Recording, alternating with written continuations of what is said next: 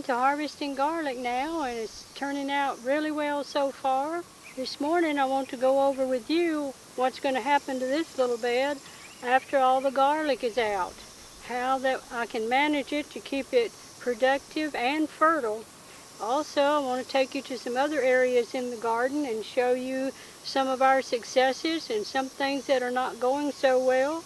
So come along and see if you can learn something, and again, maybe you'll have something to share with me. So let's get started. I found this large dandelion plant that looks so healthy growing among the garlic. Now, dandelions are good indicator plants of the soil condition.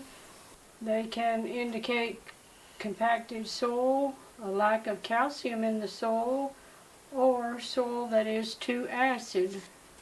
Now that the garlic is harvested, what's next for this bed? I try to do things to take care of the soil, to keep it healthy, to keep it fertile, but also to keep it productive. So, the first thing I'm going to do is spread this manure over this section here and make a bed for late tomatoes.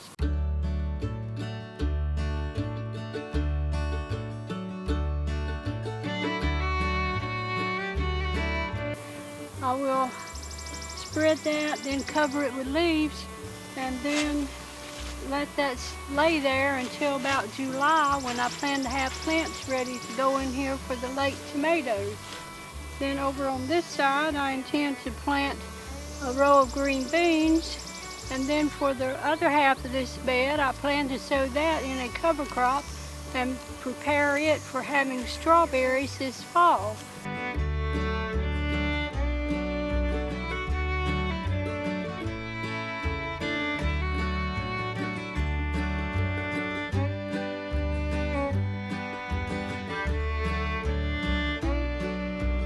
So always try to keep thinking ahead, keep being productive, keep taking care of the soil.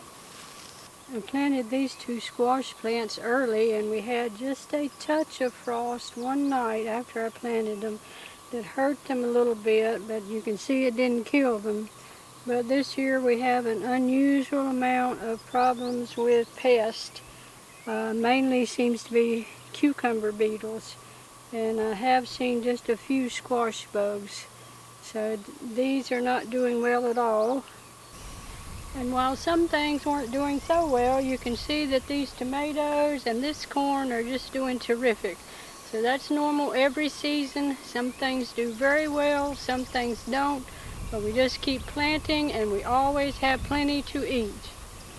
You can see we have tomatoes here, and we have 3 different plantings of corn. Green beans and sweet potatoes here are starting to grow and look hardy. This potato garden, as you can see, has all been planted. It's been fertilized with fish and seaweed fertilizer, and it's been mulched with leaves. Now we're ready to see what it can do this year. Now, this little garden I started last year from a section of our yard that joins right next to our pasture fence, and this year I chose to plant 3 rows of potatoes in there. And what has happened to them, I am totally cannot figure out. They look like they have some kind of a disease, something that I have never experienced before. Is not happening in the other garden with our potatoes, and these potatoes were purchased from the same store that the others were, which of course are supposed to be disease-free. So if you have any idea what this might be about, I would appreciate your suggestions or learning from your experience. Now, a few don't look so bad right here, and these right here don't look so bad, but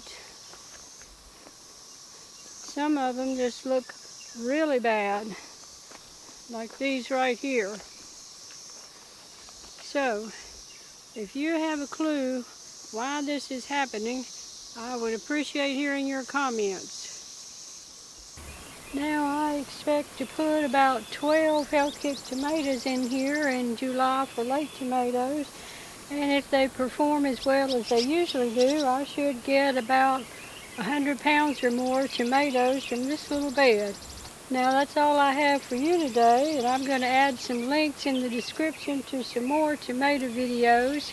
So I hope you will check those out. I hope you have a great day, and thanks for watching.